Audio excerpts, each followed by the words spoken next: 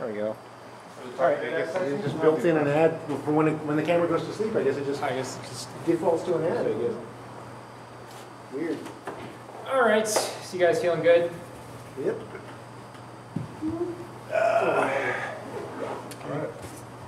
Well, as promised today, what I really want to talk about was Fuseki, or is Fuseki. So what is Fuseki? It's a big Japanese word. Some of you may know it. My understanding is big picture openings. Big picture openings, good. And how is it different than Joseki? Local opening patterns that fit location. Good, right? So in Joseki, black plays here, and white plays here, and black plays here, and white might do this. We've all seen this many, many times. Joseki, right? One corner, local area. And we have lots of different types of Joseki. They're not just opening corner Joseki. We have mid-game Joseki, we have invasion Joseki, we have production Joseki, lots of other Josekis. Most famous, of course, these opening Joseki. But today we're talking about Fuseki. So Fuseki isn't this, right? This is maybe a small part of it. But Fuseki, like Jeff said, is much bigger picture idea kind of stuff. In other words, really, when you have a move to play and you don't know where to go on the board and there's not a pattern you're supposed to be following, you're probably doing or thinking about Fuseki. So if black plays here, where should white play? Who knows, right? It's a Fuseki problem, right?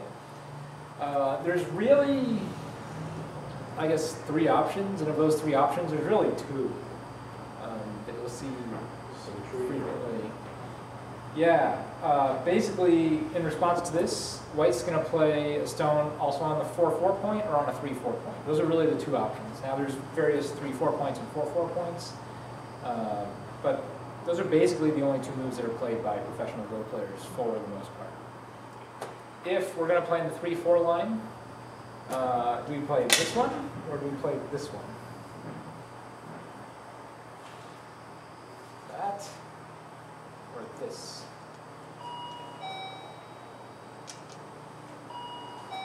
Going to the optometrist. Is 1 better? Is 2 better? I want to say 1, but I have no idea why. 1, but Max has no idea why. Anybody else? I'm going to agree because it's pointing downward where there isn't a stone yet. Ah, very good. That's the reason. Max, you're right. That's good instincts, but no education. No education. Welcome. Come on in. Yeah, come on in. Come on in. You guys Go players? Not yet. Not yet? Let's do this. Brian, right now, he's outside actually trying to fix the electrical box. When he comes up, he can actually tutor you guys one-on-one and try to get you caught up. Most of these guys have been playing a little bit longer.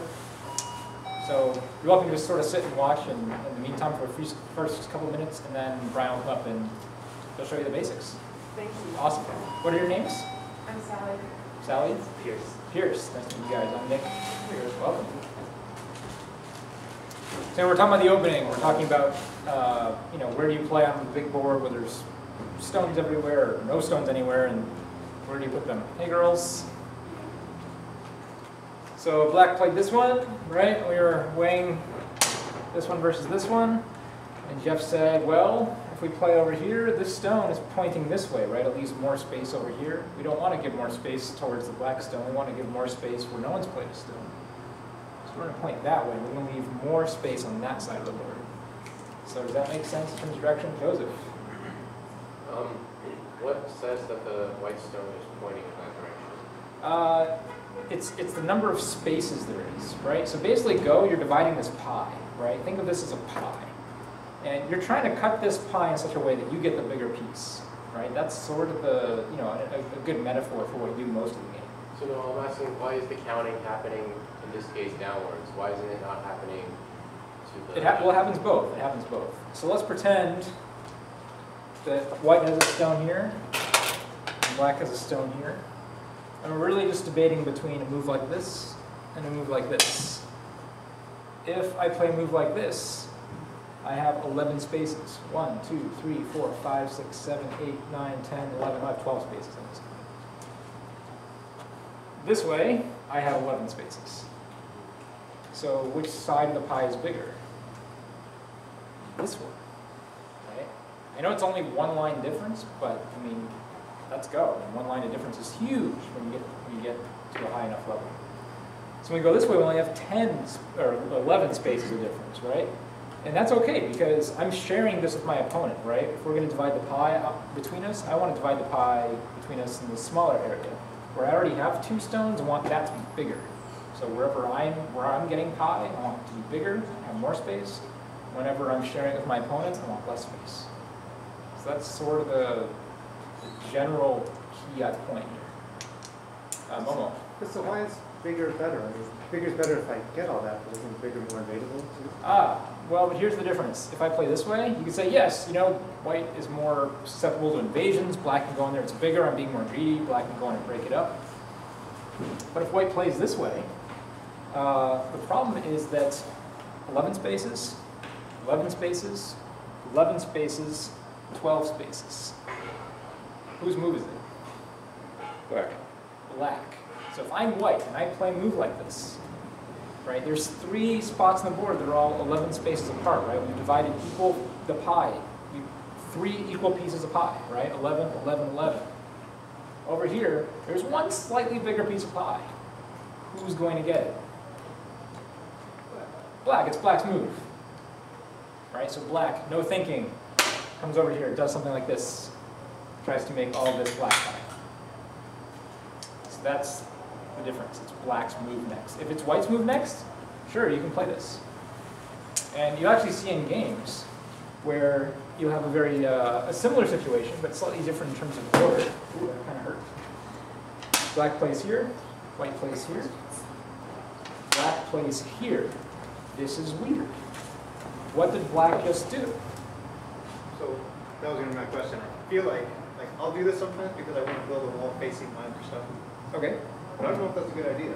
This is fine. This is good for black. Okay. But the question is why? Because eventually black, I mean, what times I've done it, ends up with a kind of wall facing down. Okay, so you want a wall here and you want Yeah. to get that. Okay. Even more general. Like this is very high theoretical stuff, right? Like just from a spacing standpoint. I'm inviting white to play up there so that I can get to the corner. That's right. You're saying, okay, white, I'm going to make the board asymmetrical. I'm going to make one piece of pie on this board that's slightly bigger than all the other pieces of pie. This one. Do you want it? And if white goes, yes, I want it. I want that bigger one. I want that 11 space or 12 space extension right there. Black goes, that's great. You know why? Because that way I get 2 pieces of pie down here and here. And you only get this one. So this is very playable for black. However, again, it's because black goes first, right? If white were to play this right here, no good for white, right? Because black will, if we have an odd number of pieces of pie and they're all different sizes, and one's bigger than all the other ones, black's going to get it first. Okay? So first rule of just Fuseki, think about the size of the pie that you want to get. Okay, this is important, and this is a really easy way to improve your opening. You know, whatever level you guys are at in the opening, you can always get better. I mean, this is something that pros spend a long time thinking about, because there isn't necessarily one correct answer. It's a very creative part of the game. The board is so open, you can almost play anywhere. But at the same time, there are these concepts, right? This idea of how big it is, how open it is, you know, who's going to get the bigger piece, all very much apply. Okay? So, black plays here, if white plays here, there's a famous Japanese pro, Takagawa, who says white lost the game. Game's over. Black wins. Of course, he's a professional speaking, we're not at that level. But for him, you know, this is a losing move, right? He can't do that. He can't leave black just one extra line of pie, you know, on one side of the board that black's going to get.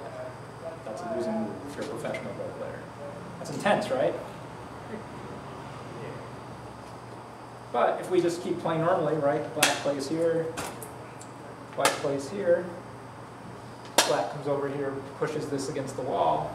You can see that this is all, these 3 stones are working very well together. White stones feel a little cramped. It's hard for white to expand and make bigger pie. White has to immediately start fighting or doing something else to get back in this game. So, bad for white, very bad. Don't do that. So if white wants to play in this corner, white has two options, normally. We can play the same move as black, just right on that star point. Got 4-4, keep balance, all sides, going all directions. Or if you want to play in the 3-4 play, a little more territorial move, a little closer to the edge, so you are a little more safe. You play that way. And that way, if black wants to approach you, this stone doesn't work with this stone very well, right? White just comes over here and breaks it all up, right? Black has a very hard time making pie this way. In fact, you'll make pie this way. And if black wants to approach you this way, that's okay. But now white's going to get around a big corner. So black is giving up a lot of points. If black wants to insist on making this black, bringing a very easy corner for white. Our newcomers are so lost, it's great. But isn't the corner white got so much smaller than what black got? This is highly invadable. When white does this, I mean, do you think this is black's? Like black will just end up with points, you know, here, here.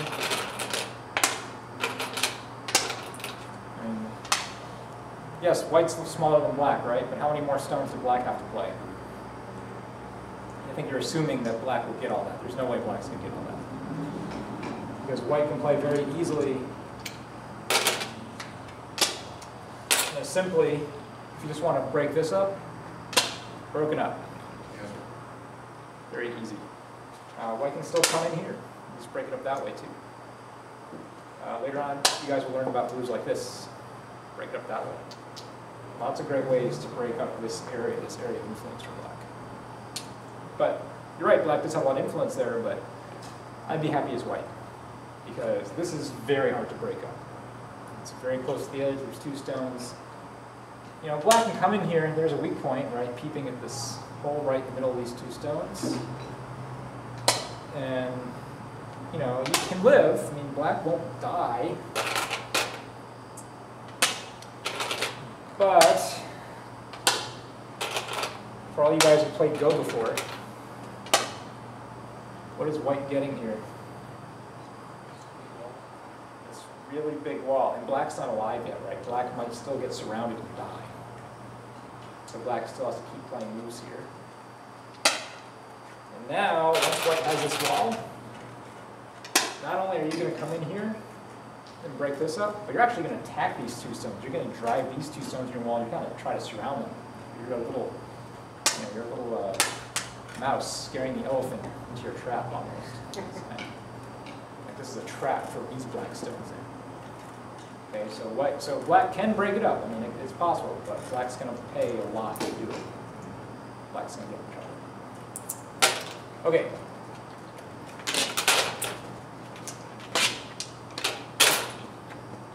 So anyway, the original idea, right, if white wants to play this corner, we can play this, just make symmetrical kind of position, or we can play this one, right? You can play a little more territorial.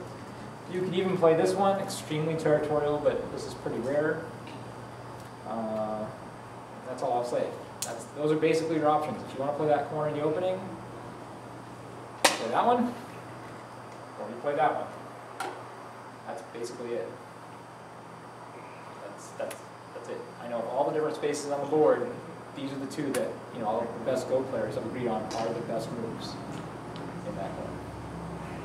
So, you guys remember that? Those two moves? Black has that. If you want to play this corner, these are your two options. That's it. Easy? Cool. Fuseki a few weeks ago where you play on the 4-5 or something? Yes, but not in this situation. Not in the second move. Possibly in the third or fourth move. Takagawa, that pro who said this is the losing move for white, he says actually the next best move for black is to play this one. And that way, if white takes this corner, when you come over here, right, this stone is leaving a lot of space over here. You're encouraging your opponent to come over here and try to eat this out. But when white comes over here, tries to eat this pie. Black's just going to make a wall here. Black's going to make a wall here. Black's going to make something over here. All of this turns into a giant black piece of pie. Well, Black is very happy. Right, so there are times when 4-5 is good, Takamoku, but usually not in the second move unless you have a special strategy. And we can talk about special strategy games on another day. That's probably not the idea for today. Okay? So let's say white plays that one. Normal, easy, right? Find the dot, play it. Easy. Sounds good? Good. Black's next move. Here's the one I'm going to play. Black actually has a couple options, but this is the one I want to show you today, right now. And find the next dot, play it. Black is making this into a giant piece of pie, right? Very good. So for the second move, you were saying probably only has 2 moves if he plays in that corner, or 2 moves total? Well, if he plays in this corner, the same 2 moves. No, like that one. Opposite one. If we play here, Yeah. we have some more options. Or more. So that's not crazy. We're just not talking. Hmm? So that's not crazy. We're just not talking about it. I don't want to talk about that. Just because this can lead to more interesting things. As far as I'm trying to show you like the most standard, like best things that high-level Go players are playing. And basically, yes, you can play here if you want to prevent a cross game, because the one downside of this move is if Black decides he wants this game full of fighting where no one gets any pie and it's just, you know, everyone everywhere, Black can go over here, right? And then White will be encouraged to go pick over here. And you see how no one is making any pie anywhere, no one's building anything? Remember, Black puts an island here, Black puts an island here, White puts an island here, White puts an island here. It's just chaos. I would theoretically.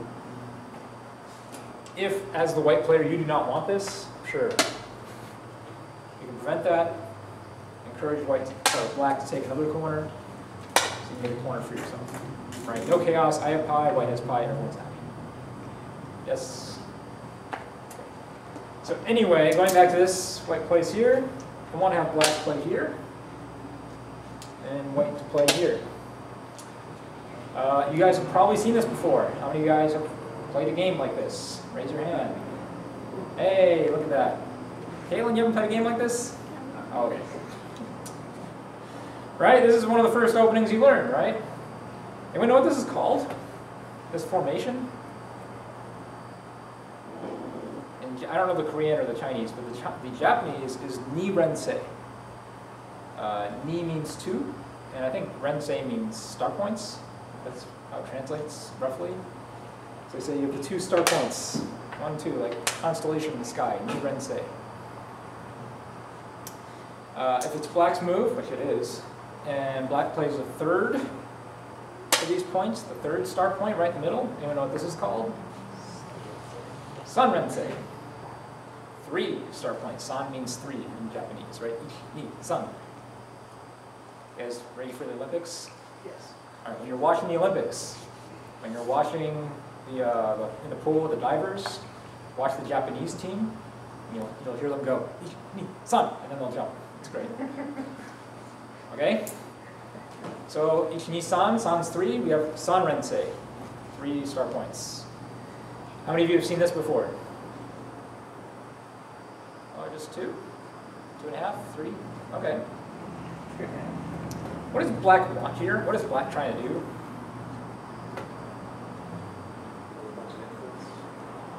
Well, build a bunch of influence where? Towards kind of the center / side. Not necessarily corners. Yeah, I mean, right, Black's not defending the corner, right? You didn't play a move that was like this or this where it really defends the corner. This is too far out from the corner to defend it. White can invade in here, live in here. Black wants this. That's what Black is interested in, especially with this move, right? We're starting to build some pie here. Black's looking like we're going to get all this influence. Black plays here. Oh, now it's really tough, getting tough for White to come in there and break that up. Right, very difficult. So, again, it's called san rensei, and there's lots of strategies that White can do to try to break this up at this point. One of the most common strategies to deal with this is to give it to Black. Is to just give it up. Say black, oh, you want all this, you want to surround all of this as empty points. That's what you want. Good, that's what you get. Because the thing about this move is, notice all three of these moves are on one side of the board. Some players, would even argue this is over-concentrated. Right? Black has too many stones in one area. Black's not spreading his wings. Look at all the other pie and points you have to fight over in this game, right? All these other spaces that's left open. And Black's is playing 3 stones in a row on one side of the board. You say that's kind of slow. Now, most professionals will agree that this is viable, like this isn't bad. I mean, there are some high-level philosophies saying this is over-concentrated. This feels bad to good Go players. Because 3 stones, too close together almost. But very playable. There's a famous pro, Michael Redmond, who is one of our, sort of Japanese-American professionals, which aren't that many of, but he's also the first Western pro to reach 9 dan, level 9 dan. He just wrote a book on this opening. He likes it. Plays it a lot.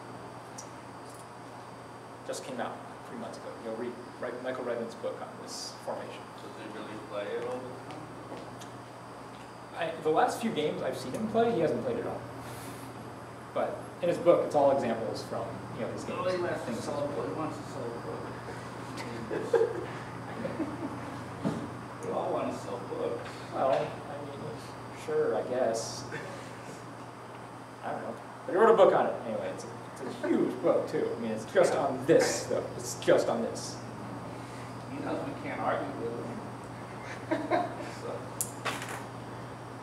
I guess, but I don't know. I like him a lot. He's 9 down. He's doing something right. Yeah, he's 9 dan. Yeah. I met him last year, and